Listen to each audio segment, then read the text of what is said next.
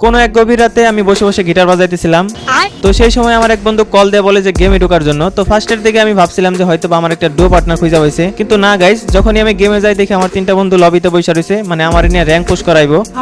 তো যাই হোক গাইস, যেহেতু ওরা র্যাঙ্ক পুশ করার জন্য বসে আছে, সেজন্য গাইস আমরা কিন্তু ম্যাচ স্টার্ট দিয়ে দেই। তো ম্যাচ স্টার্ট করার পরে গাইস আমরা সবাই একসাথে ল্যান্ড করছিলাম, কিন্তু গাইস আমি বালপাকনামি করে ওইখান থেকে অন্যদিকে চলে আসি, মানে ফার্স্টের দিকে আমি কিল পাইতেছিলাম না। তো আমি যখনই গাইস কিল পাই না, তখন হচ্ছে আমি স্কট রাইখে একা একা যা কিল করে আসি। অনেক সময় মারাও খাই, অনেক সময় কিলও পাই। তো সেটা বড় কথা নয়, বড় কথা হচ্ছে গাইস আমি এখানে একা একা পেকের দিকে রাজ দিতেছি। আমি জানি যে পেকের দিকে সবসময় এনিমি থাকে, তো যে কারণে গাইস আমি পেকের দিকে একা একা চলে আসছি। এখন গাইস আমাকে পেছন থেকে জয় বাংলা না করে দিলেই হইলো। যাই হোক গাইস, আমি এখানে গাড়িটা রাখা যাই, দেখি গ্যারেজে মোটামুটি লুটপাতি আছে কিনা, যেহেতু আমি P90 হয়েছি, আর P90 তে ভাই বুঝই তো। তো এখানে আসার পরে দেখি গাইস কোনো কিছু লুটপাতি নাই। এরপরে গাইস আমি যখনই গ্যারেজ থেকে উঠবো, তখনই গাইস দেখি সামনে থেকে এক চাচি আমার হেডশট মেরে দেয়। তো আমাকে হেডশট মারার সাথে সাথে দেখি ভাই এটা ঘূর্ণিঝড়ের মতন এক জায়গা থেকে আরেক জায়গায় চলে গেছে, মানে এক কথায় যারে বলে হকার। তো যাই হোক, সেটা বড় কথা নয়, বড় কথা হচ্ছে আমি ফার্স্টের দিকে ভাবছিলাম যে নরমাল হ্যাকার পড়ছে আমাদের ম্যাচে, যে কারণে আমি টিমমেটরে বলতেছিলাম আমার তাড়াতাড়ি রিভাইভ দেওয়ার জন্য যে আমি হ্যাকারটারে মারতে পারি কিনা। তো আমার টিমমেট বলতেছিল যে আবার যা জয় বাংলা খাওয়ার দরকার নাই। তো সেই কারণে গাইস আমি ওইখানে আর যাই না। এরপর আমি ব্রিজে থেকে ল্যান্ড করতেছিলাম, কারণ এইখানে আমার এক টিমমেটের পেছন মারতেছিল। তো এখানে দেখি আমি নাইমা আমার টিমমেটের কিলটা চুরি করতে পারি কিনা, যেহেতু গাইস কিল টিল পাই নাই। তো দেখা যায় গাইস সামনে কই ভাই, এখানে ফাইট চলতেছে। তো যখনই আমি ল্যান্ড করি, তখনই দেখি আমার টিমমেটের জয় বাংলা করে দিছে। তো এরপরে গাইস আমি P90 জাতা দেইটারও জয় বাংলা করে দেই। তো যখনই গাইস আমি এখানে লুটপাতি করতেছিলাম, উপরে থেকে আরেক চান্দ আমার ডিস্টার্ব করতেছে, মানে কি আর বলবো, কোনো জায়গায় শান্তি নাই। এমনিতে গাইস আমি পেকের দিকে ল্যান্ড করছিলাম, ওইখান থেকে আমার জয় বাংলা করে দিছে, মানে হ্যাকার দেখলে এমনি আটি উঠি ঘাড়ি উঠে যায়। তো এই হলো অবস্থা। চলো আমাদের সামনের এনিমিটার মারতে হইব যেমনি হোক, যেহেতু আমরা এখানে দুইজন, আর এই চান্দ মনে হয় একা এখান থেকে থার্ড পার্টি করার চেষ্টা করতেছে। ওকে, 41 এর ড্যামেজ। তো আমাদের টিমমেট কি মাইরা দিল না মরলো। তো বলতে না বলতে গাইস আমাদের টিমমেটের জয় বাংলা হয়ে গেছে, আর একটু পরে দেখি এই চান্দরও জয় বাংলা করে দিছে, মানে এটারে অলরেডি নক করে দিছে। তো যাই হোক, এরপরে গাইস আমি এখানে মেডিটেটি করতেছিলাম, আবারও ফায়ার দিছে, মানে আরেকটা চান্দ এখান থেকে চলে আসছে। তো বলতে না বলতে গাইস টাওয়ারের পিছনে যে এনিমিটা ছিল ওরে বাঁচাই দিছে, ও আইসা আমার পিছন মেরে দিছে। তো দেখতে পারতেছো গাইস আমাদের সবগুলা টিমমেটের কিন্তু জয় বাংলা হয়ে গেছে, আর এখানে বাইচা আছে আমাদের আসিফ। দেখা যাক গাইস আমরা রিভাইভ পাই কিনা, যদিও কোনো রিভাইভ পাওয়ার চান্স নাই, যেহেতু মেসে হ্যাকার পড়ছে। তার মধ্যে গাইস মোটামুটি সবই ভালো প্লেয়ার পড়ছে। আমরা যদি গাইস আবার রিভাইভ পাই, তাহলে হয়তো আমরা কিল টিল পাইলেও পাইতে পারি। এখন দুঃখের বিষয় হচ্ছে সামনে নাকি হ্যাকারটা চলে আসছে, মানে স্নাইপিং করতেছিল। তো এটা হচ্ছে আমাদের সামনে হ্যাকার।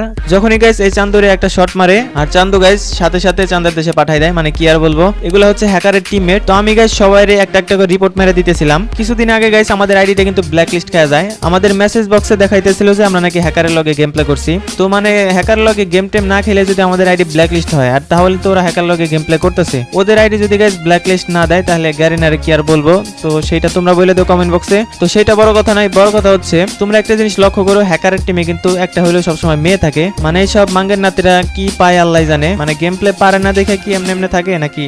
তো যাই হোক গাইস, সেটা বড় কথা নয়, বড় কথা হচ্ছে ও কিন্তু লবি পুরা খালি করে দিছে, অলরেডি 30 কিল করছে, দেখতেই পারতেছো। আর ওর স্পিড দেখলে গাইস এমনিতে ভয় লাগে, মানে এমন স্পিড ভাই, হ্যাকারের সবচেয়ে হইতাছে স্পিড দেখলে। আরে দেখছো, এগুলো হচ্ছে গাইস ক্যালমা, এগুলো মানে হইতাছে ভালো প্লেয়ার, মানে ভালো প্লেয়ার একটা লক্ষণ না। এরকম প্লেয়ার তোমরা গাইস সচরাচর দেখতে পারবা না। তো দেখতে পারতেছো এমন স্পিড আম চালাইতেছে, বিটুকের আব্বা আসলে ওর সামনে এসে টিকতে পারবো না, এই হলো অবস্থা। তো যাই হোক, সামনের দিকে মনে হয় এক স্কোর দেখছে, এটার জয় বাংলা অলরেডি কইরা দিছে, দেখতেই পারতেছো সবই হেডশট। বডি শট গাইস খুব একটা মারে না, আর মারলেও দেখতে পারতেছো এখানে মনে হইতেছে ডিল মেশিন দিয়ে ডিল করতেছে। অনেকে গাইস গাছ কাটা দেখছো না, যেমন করে গাছ কাটে, হইতেছে অম দিয়ে এমন গাছ কাটা কাটতেছে। তো দেখতেই পারতেছো সব ক্লিয়ার ভাই, এখানে যতগুলা ছিল সবগুলারে ডিল মেশিন দিয়ে ডিল করে ফেলাইছে। অলরেডি 36 কিল হয়ে গেছে ভাই, ওই যদি লবিতে এসে 36 কিল করে, বাকিরা আর গাইস কি কিল করবো বলো। যদিও গাইস ফার্স্টের দিকে মনে হয় যে ও মারতেছিল না, তো ফার্স্টের দিকে আমরা অনেকক্ষণ গেম প্লে করতে পারছিলাম, প্রায় মনে করো যে এমএস এর অর্ধেক টাইম ওর সাথে দেখা হয় নাই। তো যখন আমি পেকে যাই গাইস, তখন আমার সাথে দেখা হয়ে যায়। ও কিন্তু পুরাই দেখতেই পারতেছো, মানে কি আর বলবো, এত ভালো খেলে ভাই।